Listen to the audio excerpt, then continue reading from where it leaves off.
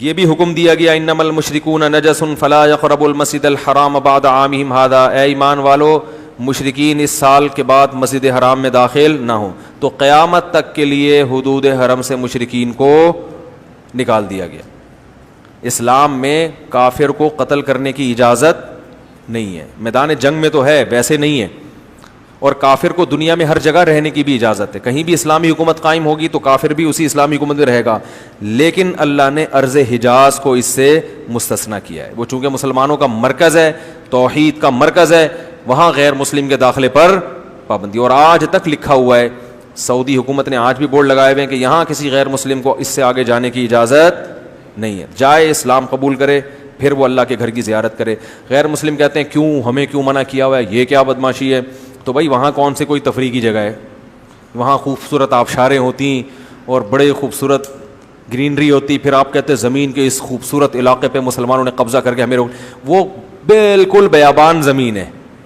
اور یہ اللہ نے حکمت ہے کہ ایسی جگہ اپنا گھر بنایا جہاں انٹرٹینمنٹ کا کوئی سامان ہے ہی نہیں. کیونکہ اگر وہ گرینری ہوتی 7,000 فٹ کی بلندی پر ہوتا، آبشاریں ہوتی، تو کسی کی دل میں وسوسہ آ سکتا تھا. اصل میں کوئی بادشاہ گزرا تھا جس کو یہ علاقہ بہت اچھا لگا تو اس نے کہا کہ تفریح کی تفریح، عبادت کی عبادت، یہاں گھر بنا لو.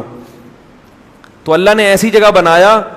ہم جب جہاز سے جاتے ہیں نا عرب کنٹریز کے اوپر، اتنے لمبے لمبے صحرا ریگستان کے آدمی تھک جاتا ہے یار. کوئی گھاس کا ایک دن کا ہی دکھا دو یہاں پہ.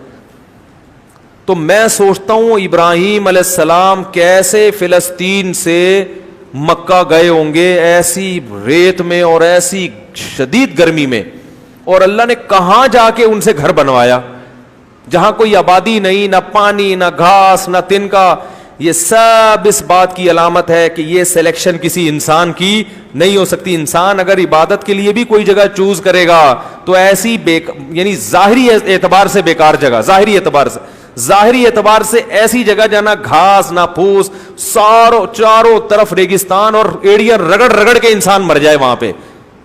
یہ پیٹرول تو اب دریافت ہوا ہے نا, اور دریافت ہو کے بھی وہ گرینری پھر بھی نہیں آئی. تو ایسی بیابان زمین میں جا کے اتنا لمبا, اور پھر مکہ کے پہاڑ کالے سے پہاڑ میں بیچ میں جا کے اللہ نے کہا یہاں میرا گھر بناؤ. تو یہ اس کی علامت ہے, یہ کسی انسان کی سلیکشن نہیں ہے. ورنہ انسان, ابراہیم علیہ السلام اتنی دور چل کے ایسی جگہ کیوں جاتے, وہ کہیں اور چلے جاتے آباد زمین میں یا کوئی اور قریب میں بنا لیتے. تو اللہ نے وہ جگہ ایسی بنائی ہے کہ وہاں انٹرٹینمنٹ کا کوئی سامان نہیں ہے. وہاں اگر کوئی جائے گا تو صرف بیت اللہ کی محبت میں. تو غیر مسلم کو ہم کہتے ہیں بھائی آپ تو اس بیت اللہ کو اللہ کا گھر مانتے ہو, تو پھر تو سارے مسائل ختم, اختلاف ہی ختم ہو گئے. مانتے ہی نہیں تو تم نے وہاں جا کے کرنا کیا ہے؟ کیا ہو گیا بھائی؟ یا تو ہوتا نا مری میں ہم نے پابندی لگائی ہوتی, گلگت کے پہاڑوں میں, تو وہ کہتے یار پوری زمین اللہ نے سب کے لیے پیدا کی تو اتنی خوبصورت آبشاریں, ہمیں مسلمان ہمارے ملکوں میں آ کے ساری آبشاریں دیکھتے ہیں, اور ہمارے ملکوں میں تو آ کے جنگل میں جا کے شیر کی ویڈیو بھی بنا کے دنیا کو دکھاتے ہیں, اور اپنے ملک میں نہیں آنے دے. ہم کیا آ کے دیکھ لو کیا ہے یہاں پہ, کچھ بھی نہیں ہے. ٹھیک ہے نا, اگر کچھ آیا بھی ہے تو باہر سے ہی آیا ہے. تو وہاں صرف بیت اللہ ہے, اور ابراہیم علیہ السلام کی دعا ہے. جب بنا رہے تھے تو کچھ بھی نہیں تھا وہاں پہ, لیکن بیت اللہ کی تعمیر کرتے ہوئے دعا مانگ رہے تھے, اے اللہ اس جگہ کو ایسا بنا دے کہ لوگوں کے دل کھینچے چلے آئیں. تہوی الیہ افئدۃ من الناس او کما قال, کہ لوگوں کے دل اس کی طرف ایسے آئیں جیسے پہاڑ سے پتھر لڑکتا ہے نا, اس کو روکنا ممکن نہیں ہوتا. بڑی چٹان جب لڑکتی ہے ایسے آئیں کہ روکنا ممکن نہ ہو. حج کے موقع پہ پروازیں آپ دیکھو جو اڑتی ہے نا پوری دنیا سے, ایسا ایمان تازہ ہوتا ہے اسے دیکھ کے. امریکہ سے بھی آ رہے ہیں, پاکستان سے بھی آ رہے ہیں, بنگلہ دیش سے بھی آ رہے ہیں, انڈونیشیا سے بھی آ رہے ہیں, جاپان سے بھی آ رہے ہیں, چین سے بھی آ رہے ہیں. کیا آ رہے ہیں بھائی, کیا ہے وہاں پہ؟ ایک کالے رنگ کا ایک غلاف ہے چڑھا ہوا, ایک چار دیواری, اور تو کچھ بھی نہیں ہے. کچھ بھی نہیں ہے بھائی, بس وہاں طواف کرنے آ رہے ہیں. اس کی نسبت کس کی طرف ہے؟ اللہ کی طرف. تو ایسے لڑکتے ہوئے لوگ وہاں پر آتے ہیں.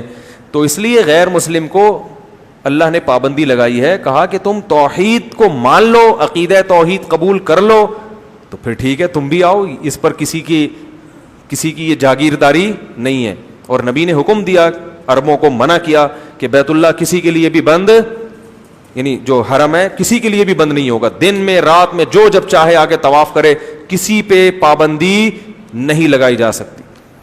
یا بنی عبد مناف لا تمنعوا احدا ممن طاف بهذا البيت ليلا او نهارا، اے بنی عبد مناف کسی کو بھی تم بیت اللہ میں آنے سے روک نہیں سکتے، چاہے وہ دن میں طواف کرنا چاہے یا رات میں. ہاں صفائی وفائی کے لیے وقتی پابندی لگ جائے تو ایک الگ بات ہے.